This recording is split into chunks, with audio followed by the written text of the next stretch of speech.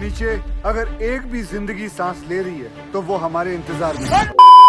Welcome दोस्तों, तो आज हम एक्सप्लेन करने वाले हैं लेटेस्ट आई मूवी मिशन रानीगंज को। तो फिल्म की कहानी शुरू होती है 13 नवंबर 1989 से, जहां पश्चिम बंगाल के रानीगंज के महावीर के कोयला खदान को दिखाया जाता है और नाइट शिफ्ट का काम चल रहा होता है। लगभग 250 मजदूर काम कर रहे होते हैं और खदान में काम करने वाले मजदूर लोकल के ही हैं और वो बहुत ही गरीब हैं, इसीलिए उन्हें और टाइम भी करना पड़ता है। तो इनमें से बहुत सारे मजदूर हैं जो इस खदान में सालों से काम कर रहे हैं। अब जब रात में सारे मजदूर अपना काम कर रहे होते हैं तभी उस खदान में कुछ गड़बड़ हो जाती है और एक विस्फोट की वजह से जो पानी सालों से रुका हुआ था वो पानी खदान में आने लगता है, जिस वजह से खदान में मजदूरों की भगदड़ मच जाती है। तो सारे मजदूरों को तो अलर्ट कर दिया जाता है, लेकिन खदान में एक ऐसा ग्रुप था जिन्हें ये मैसेज नहीं मिल पाता है, जिस वजह से उन्हें सैलाब का सामना करना पड़ता है। तो इस सीन को यहीं पर कट किया जाता है। अगले दिन ये खबर पानी की तरह सभी जगह फैल जाती है। फिर हमें कोयला खदान के अध्यक्ष उज्जवल को दिखाया जाता है, जहां पर कई लोगों का मानना ये था कि जितने लोग अंदर फंसे हैं उन्हें रेस्क्यू नहीं किया जा सकता है। और साथ ही में हमें ये पता चलता है कि खदान में सारे लोगों को बचा लिया गया है, लेकिन अंदर 65 लोग फंस गए हैं और 6 लोगों की तो जान भी चली गई है। ये न्यूज सभी जगह वायरल हो जाती है और कई सारे इंजीनियर, बहुत सारे दिमाग वाले लोगों के साथ साथ कई सारे पॉलिटिशियन यहाँ पर पहुँच जाते हैं। अब इस हादसे की वजह से सड़कों पर जाम लग चुका था, आना जाना पूरी तरीके से बंद हो चुका था। सभी लोग इस जाम से निकलने के लिए मेहनत कर रहे होते हैं। तभी इस सीन में एंट्री होती है इस फिल्म के हीरो की, जिसका नाम जसवंत गिल होता है। दरअसल जसवंत गिल एक इंजीनियर है। जब इस हादसे के बारे में उसे मालूम चलता है तो वो तुरंत ही उस जगह पर जाने लगता है जहाँ पर ये हादसा हुआ है। और बेचारे जसवंत की हाल ही में शादी हुई है और उसकी पत्नी का नाम निर्दोष है और ये दोनों आपस में एक दूसरे को बहुत प्यार करते हैं। तो अभी यहाँ सारे इंजीनियर मौजूद हैं और सभी लोग आपस में बात भी कर रहे हैं कि आखिर इस रेस्क्यू को कैसे किया जाए। और तभी यहाँ एंट्री होती है जसवंत सिंह की। जसवंत दरअसल उज्जवल का बहुत ही अच्छा दोस्त है। उसे देखकर उज्जवल बहुत ज्यादा खुश हो जाता है, क्योंकि इस टेंशन भरी सिचुएशन से अगर उसे कोई निकाल सकता है तो वो जसवंत ही है। और कई सारे लालची पॉलिटिशियन इसमें मिलकर अपना स्वार्थ भी देख लेते हैं, क्योंकि उन्हें पता है अगर ये रेस्क्यू ठीक से हो गया तब वो कुछ भी कर सकते हैं। इसी वजह से उज्जवल की पोजीशन भी खतरे में और वहीं पर मजदूर के परिवार वाले गुस्से में है, क्योंकि सरकार के कुछ न करने पर वो तोड़ फोड़ करने लगते हैं। लेकिन फिर जसवंत इस स्थिति में किसी तरीके से पब्लिक पर काबू करता है और रेस्क्यू के प्लान पर काम करना शुरू कर देता है। अब आगे हमें ECCL के डायरेक्टर सैन को दिखाया जाता है। वैसे तो ये सारा काम सैन का है, लेकिन वो इसमें ज्यादा इंटरेस्ट नहीं दिखा रहे होते हैं। पहले तो उन्होंने साफ मना कर दिया था कि इस रेस्क्यू को करना इम्पॉसिबल है और वो इसे नहीं कर सकते हैं। लेकिन जब उन्हें लालच दिया गया कि तुम्हें उज्जवल की कुर्सी मिल सकती है तो उन्हें इस रेस्क्यू में इंटरेस्ट आ जाता है। वो सभी को अपना प्लान समझाते हैं कि हम एक पॉइंट से हम एक बड़ी सी बाल्टी हम अंदर भेज सकते हैं और उस बाल्टी के द्वारा सभी लोगों को बैठाकर बाहर लाया जा सकता है। लेकिन जसवंत अच्छे से जानता है कि अंदर पानी के बहाव के कारण वहाँ बाल्टी काम नहीं करने वाली। लेकिन ECCL के डायरेक्टर होने के कारण सभी लोगों को उनकी बात माननी पड़ती है और जसवंत को चुप होना पड़ता है। लेकिन यहाँ ये बात बिल्कुल भी कंफर्म नहीं है कि कितने लोग जिंदा हैं और कितने लोग बचे हैं और वो लोग किस जगह हैं ये भी मालूम नहीं है। वो आगे हम देखते हैं कि सभी मजदूरों को जो कि खदान में मौजूद थे, जो किसी तरह से उस सैलाब से बच गए थे, लेकिन वो जो पानी है उनकी तरफ धीरे धीरे बढ़ रहा है। इन्हीं मजदूरों में एक पासू नाम का एक आदमी है जिसे इस खदान का काफी एक्सपीरियंस है। वो सभी से कहता है कि हमें इस खदान की पीक पॉइंट पर जाना होगा, जो कि खदान का पानी है वो वहाँ तक नहीं पहुँच सकता है। लेकिन भोला जो है वो हर बार पासू की बात का विरोध करता है। भोला कहता है कि उस पॉइंट तक पहुँचने के लिए पानी से भरे सैलाब को पार करना होगा, तब हम वहां तक पहुंचेंगे। पासू बताता है कि वहां तक जाने में खतरा तो बहुत है, लेकिन हमें वहां पर ही मदद मिल सकती है। दरअसल इसमें बहुत सारे मजदूर हैं जो इस मैनेजमेंट के खिलाफ हैं। उनमें से भोला एक है, लेकिन भोला कुछ ज्यादा ही खिलाफ है, क्योंकि ऐसे एक्सीडेंट बहुत सारे हो चुके हैं, लेकिन मैनेजमेंट ने उनका साथ नहीं दिया। अब डायरेक्टर सैन के प्लान के मुताबिक एक बड़ी सी बाल्टी को अंदर भेजने की प्रक्रिया शुरू होती है। उसे एक रस्सी से बांध दिया जाता है और धीरे धीरे उसे अंदर भेजा जाता है। अंदर तक पानी का सैलाब था और इस बाल्टी को पानी के सैलाब को पार करना था, जो कि वो इसमें पूरी तरीके से नाकामयाब हुई। तो डायरेक्टर सैम का ये प्लान अब पूरी तरीके से नाकामयाब हुआ। बारी थी जसवंत गिल के प्लान की। वो कहता है कि खदान में जितने भी लोग फंसे हैं वो पिछले 25 साल से इस खदान में काम कर रहे हैं, यानी उन्हें अच्छा खासा एक्सपीरियंस है। यानी उन्हें ये भी पता होगा कि जब सैलाब आता है तो उन्हें कहां पर छिपना है और रुकना है। ये जसवंत उज्जवल से कहता है कि हम उस पीक पॉइंट के ऊपर से खुदाई करना शुरू करेंगे। वहां पर हम एक पहले छोटा सा होल करेंगे, ये जानने के लिए कि वहां मजदूर हैं या नहीं। अगर हमें ये पता चल जाए कि मजदूर कहाँ हैं तो वहां पर हम बड़ा होल करके मजदूर को बाहर निकाल लेंगे। इसके लिए जसवंत को 2 लोगों की जरूरत थी, एक तो इंजीनियर बिंदल और दूसरा इस खदान में काम करने वाला सालों पुराना तपन घोष की, जिन्हें यहाँ पर कोयले के खदान में अच्छा खासा नॉलेज है। तपन घोष ही जसवंत को बताता है कि पीक पॉइंट के किस स्थान पर खुदाई करनी चाहिए। यहाँ खदान में सभी मजदूर पासू की बात मानकर पीक पॉइंट की ओर जाने लगते हैं। यहाँ पर सैलाब को इतनी आसानी से पार करना तो मुश्किल ही। और दूसरी ओर बिंदल बहुत ही तेजी से खुदाई कर रहा था। यहाँ पर जसवंत अपने साथियों को एक कैप्सूल के बारे में बता रहा कि मेटल के कैप्सूल से कैसे हम यहाँ पर लोगों को बाहर निकालेंगे। अब यहाँ पर बिंदल ने एक छोटा सा होल कर लिया था जिसमें उन्होंने टॉर्च जलाकर अंदर डाला। अब यहाँ पर जसवंत टॉर्च के होल से चिल्लाता है ताकि मजदूर उसकी आवाज सुन सके। यहाँ पर मजदूरों के सामने एक बल्ब पड़ चुकी थी जिससे मजदूर ना तो टॉर्च की रोशनी देख पा रहे थे और ना ही आवाज सुन पा रहे थे। सबको लगा कि ये प्लान फेल हो चुका है। अब यहाँ पर जसवंत ने उनके परिजनों को कहा कि हम उन्हें बचा नहीं सके। सब परिजन मिलकर यहाँ पर जसवंत को कूट देते हैं, लेकिन अब यहाँ पर खदान में मजदूरों ने दीवार को तोड़ने की ठान ली और वो दीवार को तोड़ भी देते हैं और आवाज भी देने लगते हैं, लेकिन उनकी आवाज को किसी ने नहीं सुना होता है सिवाय जसवंत की। अब ये सब चीज होने के बाद हम आगे देखते हैं कि खदान के अंदर एक बहुत ही बड़ी प्रॉब्लम आ जाती है, क्योंकि भोला को कार्बन डाइऑक्साइड के बारे में पता चल जाता है और वो पासू को फिर बहुत मारता है क्योंकि उसने ये बात उससे छिपाई थी। अब एक स्पीकर के द्वारा जसवंत उन मजदूरों से बात करता है। अब यहाँ पर अंदर जाने की बात आती है तो यहाँ पर जसवंत ही अंदर जाता है, लेकिन यहाँ पर रस्सी से ही सबको बाहर निकालना था। अब यहाँ पर जसवंत सबसे कहता है कि हम बाहर निकलेंगे, लेकिन यहाँ पर सब रट लगाने लगते हैं कि हम जाएंगे हम जाएंगे। अब यहाँ पर जसवंत ने इसकी भी तैयारी कर ली थी और 1 से 65 तक पर्ची बना ली थी, जिससे पर्ची जिसके नंबर पर आई वही बाहर निकलना चाहिए। अब समय भी बहुत हो चुका था, इसीलिए कार्बन डाइऑक्साइड गैस इन सब के ऊपर हावी होने लगती है। इसलिए यहाँ पर जल्दी जल्दी जसवंत सबको बाहर निकलवाता है। आखिर में खुद और पासू भी बाहर निकल आते हैं। बाहर निकलकर सभी मजदूर अपने घर वालों से मिलकर काफी खुश होते हैं और जसवंत को भगवान के रूप से देखते हैं। तो गाइस, इस मूवी का द एंड यहीं पे हो जाता है। और आपको ये स्टोरी एक्सप्लेनेशन कैसा लगा है? वैसे आपने मूवी अगर देखी है तो आपको मूवी कैसी लगी कमेंट सेक्शन में जरूर से बताना, क्योंकि अक्षय कुमार ने इस मूवी में अपना 110% से भी ज्यादा दिया है। तो बस दोस्तों, आज के लिए बस इतना ही ज्ञान था। वैसे अगर आपने अभी तक हमारे चैनल को सब्सक्राइब नहीं किया तो सब्सक्राइब कर लो, इससे आपको हर वीडियो की नोटिफिकेशन सबसे पहले मिले। और भाई लोग, सब्सक्राइब करके बेल वाले निशान को ऑल पर सेट कर लेना, वरना सब्सक्राइब करने का कोई भी फायदा नहीं होगा, क्योंकि आपको वीडियो की नोटिफिकेशन ही नहीं आएगी। तो फिर चलते हैं, फिर मिलेंगे नई वीडियो के साथ में। तब तक के लिए